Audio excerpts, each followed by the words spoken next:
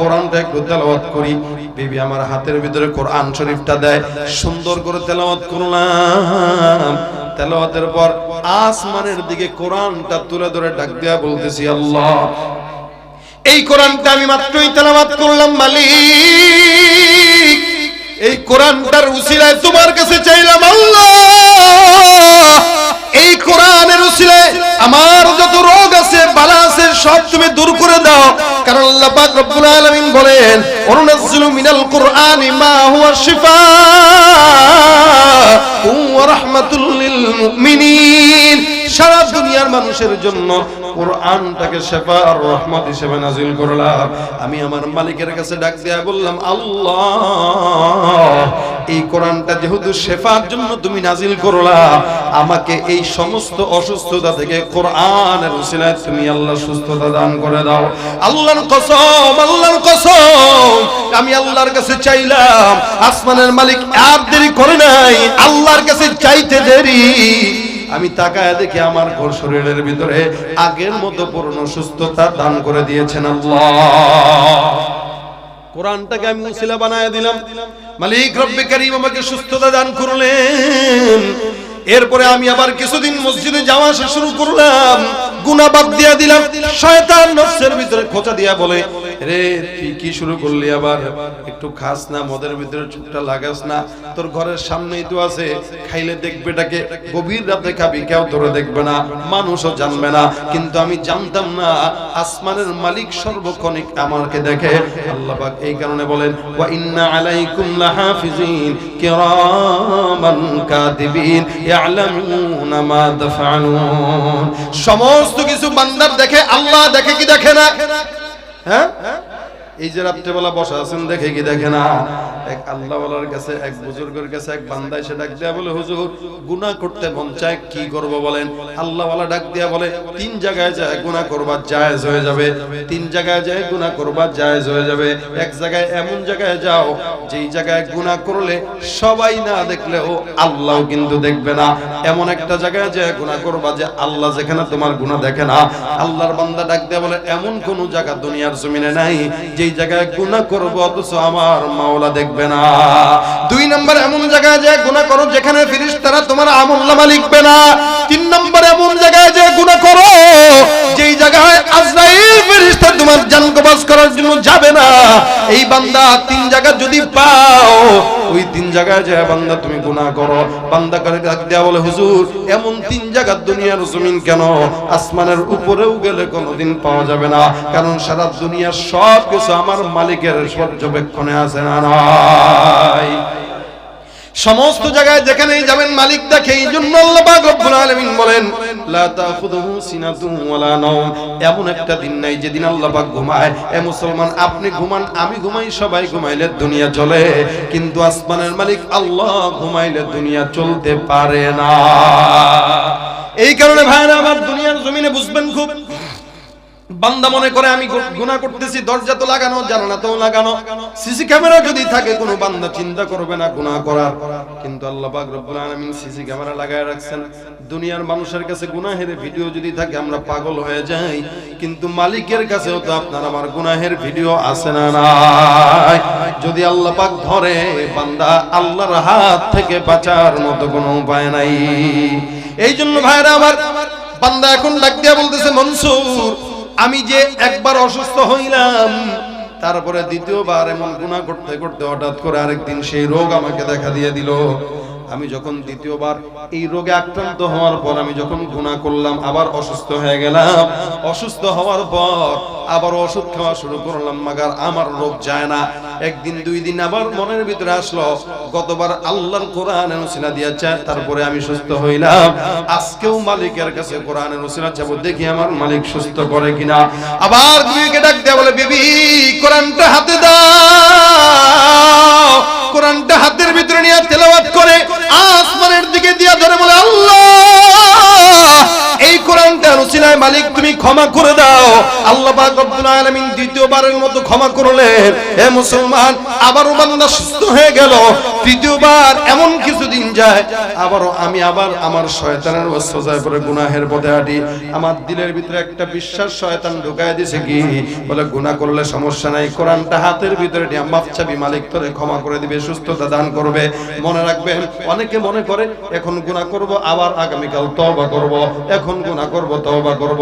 বারবার গুনাহ, বারবার তওবা করে আল্লাহ পাক তাদের ব্যাপারে বলেন, ওয়ালাইসাতিত তাওবাতু লিল্লাযিনা ইয়ামালুনাস সাইয়্যাত। এই সমস্ত গুনাহগার যারা কন্টিনিউ গুনাহ করে, এই সকল গুনাহগারদের তওবা আসমানের মালিক কবুল করেন না।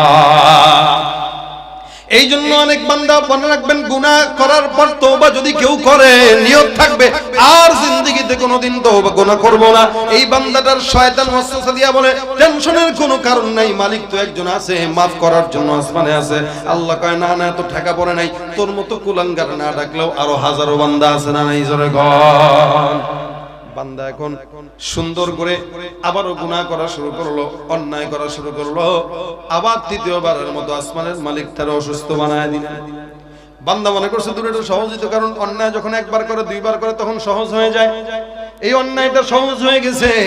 এখন বান্দাটা তওবা করা বাদ দিয়ে আবারও যখন অসুস্থ হয়ে গেল, অসুস্থ বাদ দিয়ে কোরআনটা হাতের ভিতরে নিয়ে কয়, বিবি কোরআনটা হাতে দাও। বিবি যখন কোরআনটা হাতে দেয়, ডাক দিয়া বলতেছে, রে মনসুর বিন আম্মার, এটাই ছিল আমার জিন্দেগীর সবচেয়ে বড় কাল। আল্লাহর কসম, আমি কোরআনটা হাতের ভিতরে নিয়ে যখন তেলাওয়াত করতে যাব, আমি কোরআনের দিকে তাকায় দেখি, কোরআনের একটা সূরার একটা আয়াত কোরআনের পাতায় আমি যেটা হাতে নিই সেটার ভিতরে অবশিষ্ট নাই, সব হলো সাদা, আর সাদা পৃষ্ঠা দেখা যায়। আমি পেরেশান হয়ে গেলাম, হায় হায়, মালিক তাহলে আমার উপরে রাগান্বিত হয়ে গেছে। আমি আল্লাহকে ডাকতে চাইলাম, আমি কালেমার তালকিন দিতে চাইলাম, কিন্তু আফসোস আমার জবান দিয়ে আমি একবারের জন্য আল্লাহর নামটা নিতে পারি নাই। আমি আমার জবান দিয়া ইস্তেগফারও পড়তে পারি নাই, কালেমাও পড়তে পারি নাই। সেদিনের পর থেকে অসুস্থতা বাড়তে বাড়তে বাড়তে বাড়তে আজকের এই হালত। এখনো পর্যন্ত আমি আমার মাওলার নামটা ভালো করে নিতে পারি না, কালেমাটাও পড়তে পারি না, ইস্তেগফারও পড়তে পারি না। আমি এত চেষ্টা করি, এত চাই আমার মালিককে ডাকতে, কিন্তু আমার মালিক, তার নাম আর আমার জবানের মাঝখানে বিশাল বড় পর্দা লাগায় দিয়েছে। নাউযুবিল্লাহ। এই জন্য ভাইরা আমার, গুনাহটা এমন একটা জিনিস, এই গুনাহটা যখন বান্দা বারবার করে, এটা কুফরির পর্যায়ে চলে যায়। বারবার যখন পরে, এই কথা শোনার পর মনসুর বিন আম্মার বলেন, আস্তাগফিরুল্লাহ, আমি চিন্তা করলাম, যেহেতু এই বান্দাটা গুনাহগার, আল্লাহ পাক রব্বুল আলামিন তার উপরে গজব নাজিল করছে, এখানে বেশিক্ষণ থাকা যাবে না, এখান থেকে চলে যাওয়া লাগবে। বেচারা বাসার দিকে রওনা হয়ে গেছে, বাড়ির দিকে রওনা হয়ে গেছে। পিছন থেকে কিছুক্ষণ পর একজন ডাক দিয়া বলতেছে, ভাই একটু আগে ওই বান্দা, আল্লাহর বান্দা যাকে তুমি দেখে আসছো, ওই বান্দা কিছুক্ষণ আগে দুনিয়ার জমিন থেকে বিদায় হয়ে গেছে। মনসুর বিন আম্মার বলেন, দেখেন দুনিয়ার মানুষেরা কোন বান্দা যখন গুনাহকে গুনাহ মনে করে না, আল্লাহ তার উপরে রাগান্বিত হয়। এই কারণে নবী বলেন, ইয়াকুমুল মাসিয়াহ ফা ইন্না বিল মাসিয়াতি হাল্লা সাখাতুল্লাহি আযজা ওয়া জাল। এই কারণে নবী আমার বলেন, গুনাহ থেকে বাঁচো, গুনাহ থেকে বাঁচো। কারণ গুনাহটা এমন একটা জিনিস, বান্দাকে আল্লাহর রাগ বাড়ায় দেয়। বান্দা যখন গুনাহ করে, মালিকের রাগ বেড়ে যায়। বান্দা যখন গুনাহ করে, মালিকের ক্রোধ বেড়ে যায়। বান্দা যখন গুনাহ করে, আল্লাহ পাক বান্দাকে যা চাওয়ার সেটা দেয় না। মুসা পয়গম্বরের উম্মতরা আল্লাহর নবী মুসাকে ডাক দেয়া বলেন, পয়গম্বর মুসা, মালিক যখন রাগান্বিত হয় তার আলামত কি?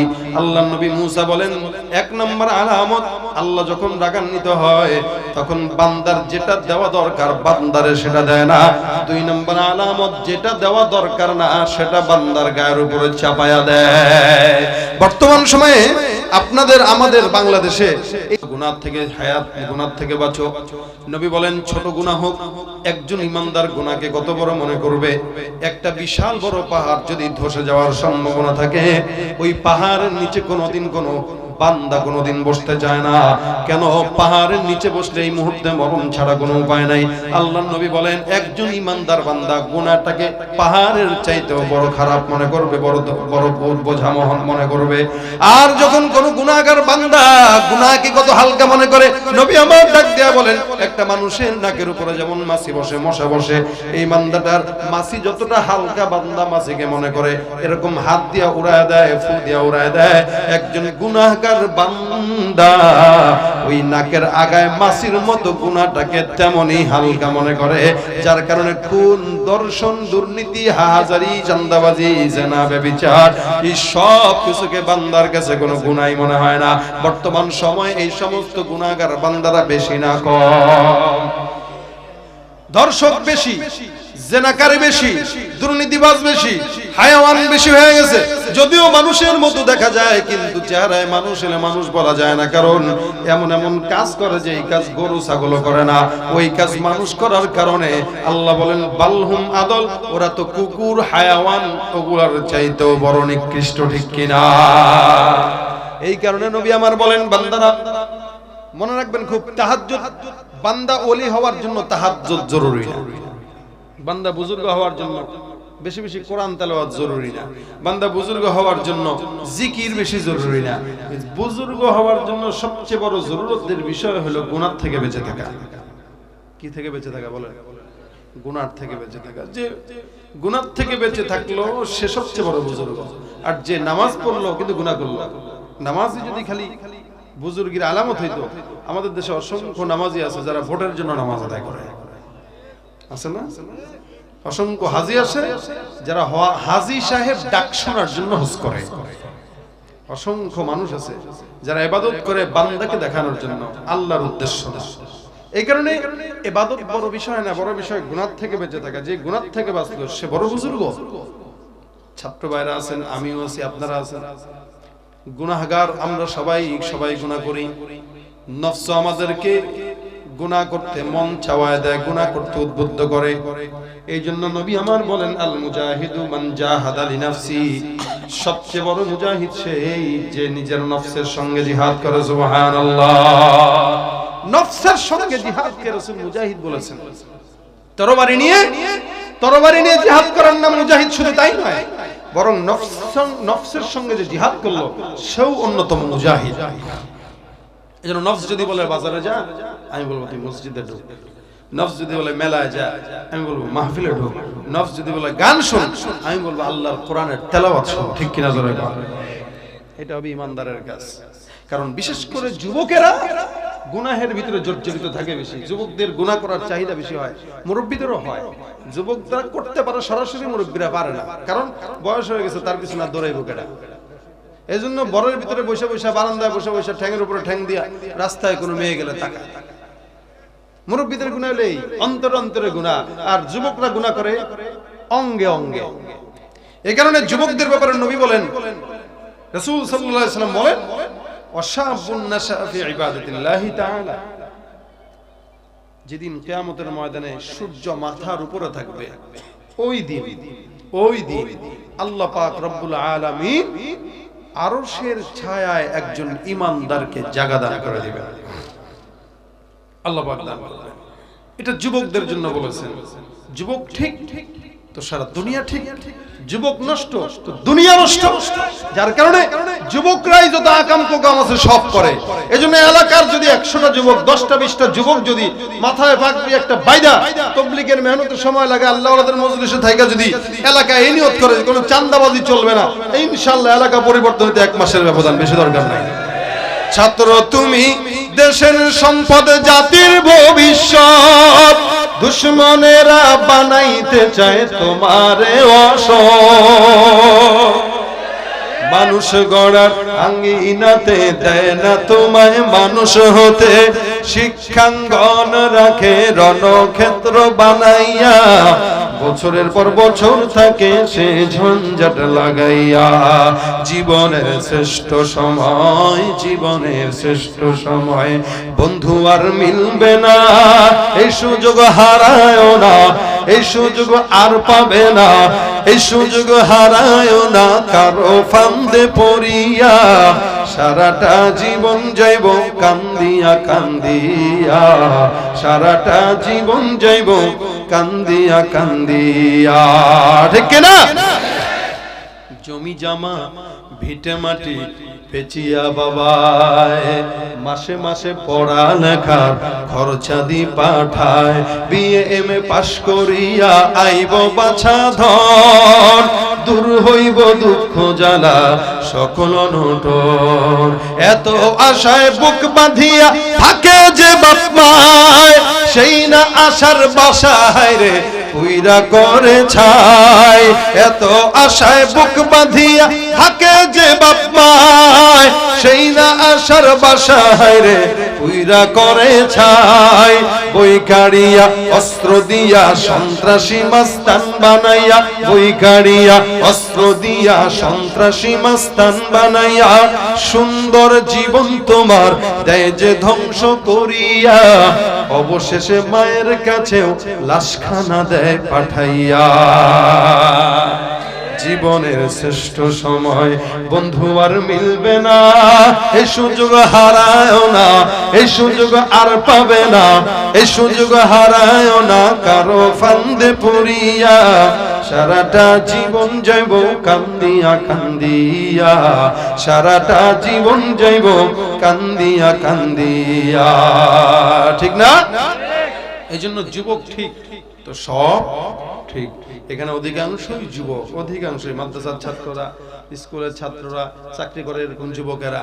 যৌবন থাকবে এটা খুব বেশি দিন না। কচু পাতার উপর পানি যেরকম একদম অল্প সময় টিকে, ঠিক আমাদের যৌবনটাও অল্প সময় টিকে। সেদিন ছিলাম ছোট, আজকে চুল পাকা শুরু হয়ে গেছে।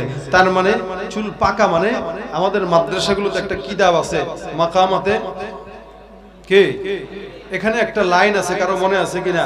আমরা ছাত্র জামানায় পড়ছিলাম তো মুখস্থ করে দিয়েছিল ওস্তাদ আলহামদুলিল্লাহ। অবিল মাসিবি ইনদারুকা ফামা আযারুকা। তার মানে বার্ধক্য তোমার চুলকে পাকা করে তোমাকে সতর্ক করেছে, কিন্তু তুমি সতর্ক হও নাই। বার্ধক্য তোমার চুল পাকা করে, তুমি আয়নার সামনে দাঁড়াইছো, চুল দুই চারটা পেকে গেছে, এই পাকা চুল তোমাকে সতর্ক করছে। ফামা আযারুকা, কোন ওজরের কারণে তুমি সতর্ক হও নাই? কি ওজর ছিল আমাদের? কোন ওজরই না। আমরা দুধ চুল পাকতেই পারে, এমনিই পাকে। চুল পাকলে তো কি হয়েছে? মন তো জোয়ান আছে। অনেকে এটা মনে করে আমার চুল পাকলে গেছে। আমাদের মুরব্বীরা আজকাল এরা বিশ্বাসই করে না যে সে মুরব্বী। মুরব্বী মহিলাদেরকে যদি খালি আন্টি বলেন, এমন খেপা খেপবে। কিসের আন্টি? ম্যাডাম বলেন, ম্যাডাম বললে সে খুশি, আন্টি বললে সে বেজার। আঙ্কেল ডাকবেন বেজার, তো কি ডাকবো? আমার বুড়া মনে হয় আপনার? বয়স 50 হইতে পারে, এখন অন্তরে সব জোয়ান 18 বছরের প্রেম। এই হলো হালত আমাদের। যার কারণে তার বয়স হইছে, অভ্যাস পাল্টায় নাই। ঠিক কিনা জোরে কর?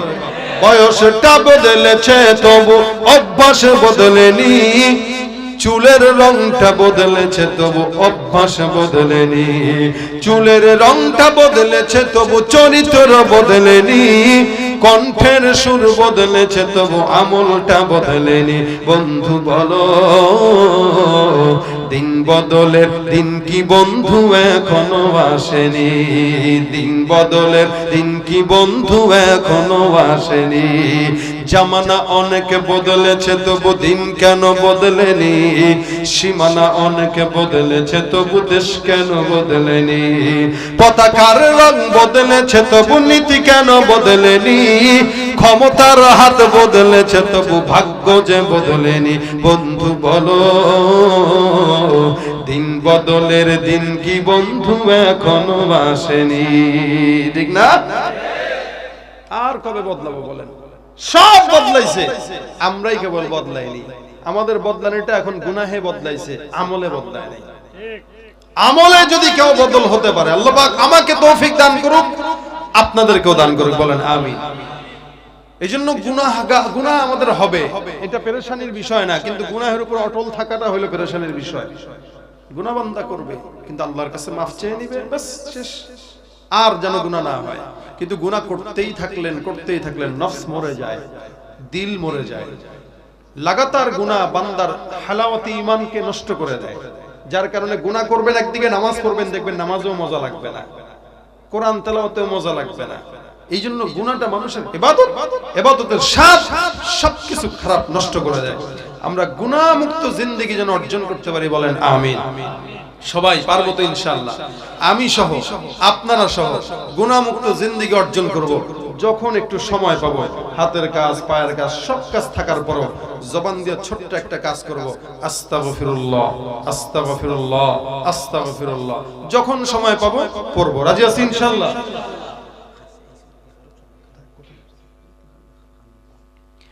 তো এই শব্দ একটা ছোট্ট, যদিও এটার ফায়দা আছে। আমি তিনটা ফায়দা আপনাদেরকে বলি। আলহামদুলিল্লাহ আজকে মেরাজুল হক মাযহারি সাহেব, আলহামদুলিল্লাহ খালার মুখ চলে আসছে, উনি আসতেছেন। আমি উঠলে ইনশাআল্লাহ, উনি আসলে আমি উঠে যাব ইনশাআল্লাহ। এতটুকুন খালি আজকে যদি মনে রাখি আমরা, ছাত্র ভাইরা, আমরা সহ, আমি সহ, ইস্তেগফার যদিও ছোট্ট আমল, আল্লাহ পাক রাসূল করিম সাল্লাল্লাহু আলাইহি ওয়াসাল্লামকে আদেশ দিয়েছেন। রাসূল বলেন, আমি নিজে এই জন্য প্রতিদিন 100 বার ইস্তেগফার করতাম। সুবহানাল্লাহ। নবী যদি 100 বার পড়েন তো আমাদের 1 কোটি বার পড়া দরকার। এটার দ্বারা তিনটা ফায়দা বলি। দেখেন, কেউ যদি ইস্তেগফার পড়ে, আল্লাহ পাক রব্বুল আলামিন তার অতীতের সব গুনাহগুলো মাফ করে দিবেন। এটা প্রথম ফায়দা। আমাদের গুনাহ মাফ করা দরকার আছে কি নাই? আস্তাগফিরুল্লাহ, আল্লাহ আমাদের গুনাহ মাফ করুক, বলেন আমিন। 1 নাম্বার, অতীতের সব গুনাহ মাফ হবে। 2 নাম্বার, কেউ যদি ইস্তেগফারের আমল করে, আল্লাহ পাক তার রিজিকে বরকত দান করবে, কোনদিন রিজিকের অভাব হবে না ইনশাআল্লাহ। যদিও গল্প শোনাইতেছে আমাদেরকে অনেকে, দুর্ভিক্ষ আসবে, দুর্ভিক্ষ আসার জিনিস, এটা আসবে। এটা অনেক আগেও আসছে, সাহাবাদের জামানায়ও আসছে, অন্যান্য নবীদের জামানায়ও আসছে। এটা আসবে, এটা আসার জিনিস। তার মানে না খায় মানুষ মরবে না ইনশাআল্লাহ। কেউ যদি ইস্তেগফারের আমল করে, আল্লাহ পাক রিজিকে বরকত দান করে দিবেন। 3 নাম্বার, কেউ যদি ইস্তেগফার পড়ে, আল্লাহ পাক তার সকল বিপদ আপদ থেকে তার হেফাজত করবেন। ইস্তেগফার এমন একটা জিনিস, এই জন্য বান্দা প্রত্যেক দিন প্রতিনিয়ত যখন সময় হয়, হাতের কাজ আছে, পায়ের কাজ আছে, জবানের কোনো কাজ আমাদের থাকে না, দোকানে বসে আছি তো আস্তাগফিরুল্লাহ আস্তাগফিরুল্লাহ আস্তাগফিরুল্লাহ। রাত্রে ঘুমানোর জন্য গেছি, বাস ঘুমের আগে গান টান না শুনে আস্তাগফিরুল্লাহ আস্তাগফিরুল্লাহ আস্তাগফিরুল্লাহ। একটু জবানটা খুলে পড়তে কষ্ট হয় ভাই, কষ্ট হয়। পড়তে কি টাইম লাগে, টাকা লাগে? কিচ্ছু লাগে না। একটু বসে আছেন, গাড়িতে বসে রয়েছেন, হুন্ডা চালাইতেছেন, সিএনজিতে বসে আছেন, সময় হয়েছে, বাস আস্তাগফিরুল্লাহ রাব্বি মিন কুল্লি যামবি ওয়া আতুবু ইলাইহি, বাস পড়ে ফেলেন একবার। গুনাহ প্রতিনিয়ত আমার হাজার হাজার গুনাহ হচ্ছে, একবারও তো ইস্তেগফার করলাম না, তাহলে ওগুলা মাফ হবে কেমনে? অন্তত গুনাহও করতেছেন, হয়ে যাচ্ছে গুনাহ, আবার এদিক দিয়ে ইস্তেগফারের আমল চলতেছে, তাও না অন্তত কাটাকাটি তো হয়। কিন্তু গুনাহ করতেই থাকেন, ইস্তেগফারের কোনো চিন্তাও আমাদের মাথায় নেই। আমরা নামাজও পড়ি, গুনাহও করি। এই জন্য যখন সময় হবে অন্তত নামাজের পরগুলোতে আস্তাগফিরুল্লাহ, ঘুমের আগে আস্তাগফিরুল্লাহ, একটু সময় হলো আস্তাগফার। চায়ের দোকানে বসে আছি, গল্প টল্প না করে যদি বসতেই হয়, উল্টা পাল্টা কথা না বলে, কেউ যদি আপনার সামনে গীবত গায়, আপনি বলবেন, এই ভাই ইস্তেগফার করেন, গুনাহ করতেছেন কেন? কারণ আপনারা হয়তো কেউ বলবে দরবেশি করে, বলুক, সে নিজে তো এটা করতে পারতেছেন, আপনি পারছেন। আপনারা এরা বলাইতেছে তারা শয়তান, আপনি তো শয়তান চোখে দেখেন নাই। কেউ যদি আপনার সামনে এগুলা বলবে, আপনি বুঝবেন যে হে শয়তান, কারণ সে ভালো কথাও তার কাছে ভালো লাগতেছে না। একজন মানুষ ইস্তেগফার করতেছে, সে শুনে দরবেশি, দেখছনি? অনেকে বলবে যে দেখছনি জওয়ান মানুষে কি আমল দেয়, আমল দেওয়া শুরু করছে, পীর সাহেব হয়ে গেছে, বলে না এগুলো অনেকে? হ্যাঁ, নিজেও পড়বে না, আরেকজন বললে তার পছন্দ হবে না। এই জন্য যখন সময় হবে, আমি নিজে সহ আল্লাহ পাক আগে আমাকে আমলের তৌফিক দান করুন। কারণ আমি আল্লাহ, আপনাদের চাইতে আল্লাহর কাছে আমি নিজেকে আগে আমলদার হিসাবে চাই, যে আল্লাহ যেন যেই কথাগুলো আমরা বলি, এই কথাগুলো যেন আল্লাহ পাক আগে আমার দিলে ভরে দেন, আমাকে যেন এটাকে মানার তৌফিক দান করেন। কারণ আমি যখন না মানবো, অন্যরাও মানবে না, আমি যখন মানবো, অন্যরাও মানবে ইনশাআল্লাহ। এই কারণে আমরা সবাই করব দোয়া, চেষ্টাও করব ইনশাআল্লাহ। ঘরের বিবিদেরকে বলবো, মাদেরকে বলবো, রান্না করতেছে তো ইস্তেগফার করতে থাকেন, পেটের সন্তান আছে ইস্তেগফারের আমল করতে থাকেন। বাস যখন সময় হবে, জওয়ান বুড়া সবাই মিলে হাতটা তুলে বলি, কারা কারা পারবো ইনশাআল্লাহ। আল্লাহ তুমি আমাদের সকলকে তৌফিক দান করো।